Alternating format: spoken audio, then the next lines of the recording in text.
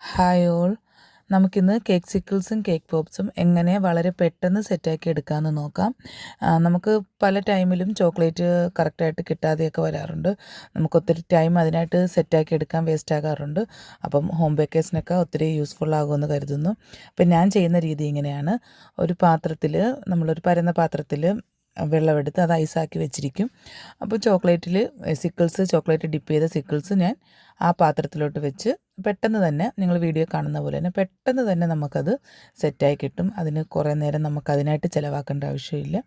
അപ്പം ഞാൻ മിക്കപ്പോഴും ഇങ്ങനെ തന്നെയാണ് ചെയ്യുന്നത്.